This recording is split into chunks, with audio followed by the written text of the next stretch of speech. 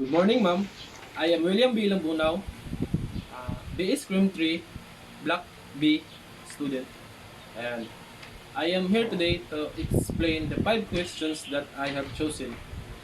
So, number number 2, what realities can you expect in crisis? Number 3, who will take charge when there is crisis? Example is robbery and hijacking.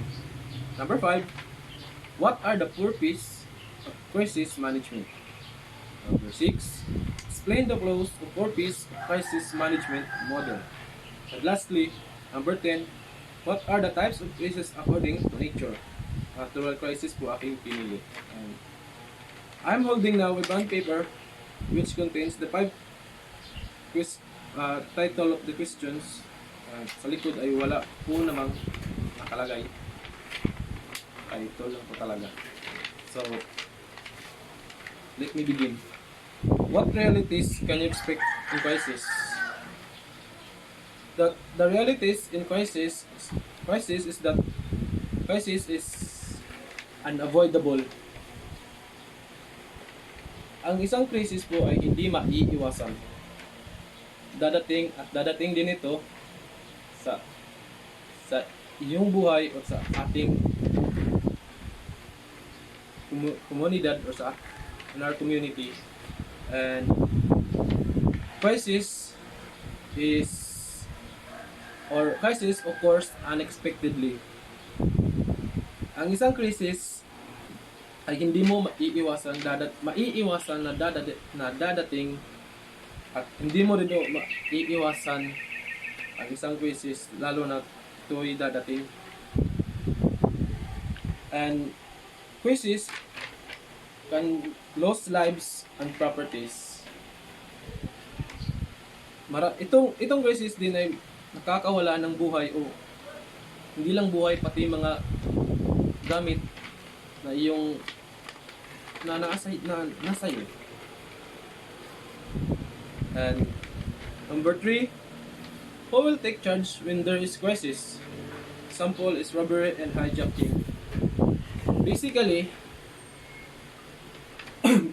it will be undertaken by the PNP since our barangays have the Peace and Order Council and as well as the provincial government and the regional government.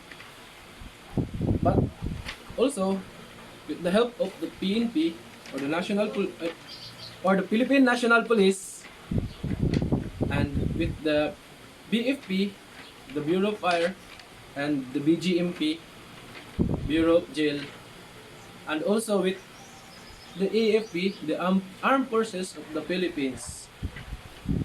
But it depends on how massive the man-made crisis is or gaano kalala ang nagawa ng isang man-made crisis. So, number 5, what are the purpose of crisis management? The purpose of crisis management is prediction or foretelling.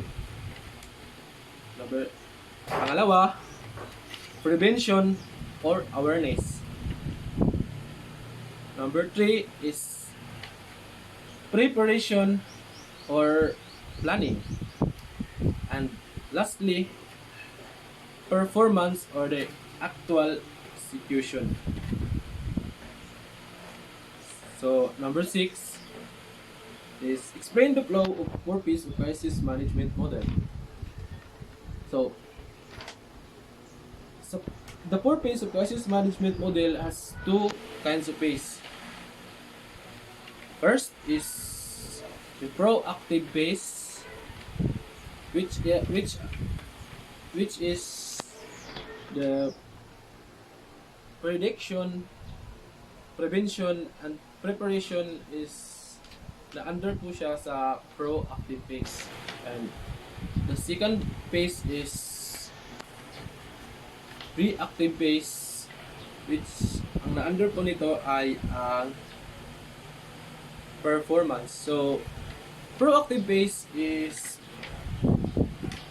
Diyan po sa proactive phase ay they are already experienced a crisis that is already done, and they are now they are um proactive phase are they already know what to do when a crisis comes, and sa reactive phase is the actual on when a crisis comes.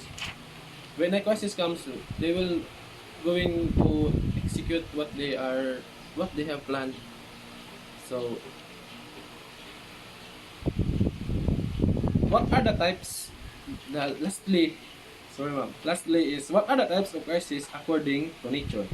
Natural crisis. Natural crisis is basically it is it is out of control by the human beings. Natural crisis for me example is the calamities which are the typhoons, earthquakes, floods, and the volcanic eruptions. So, natural crisis is hindi talaga natin yan makukontrol dahil mangyayari talaga yan na hindi natin inaasahan. So,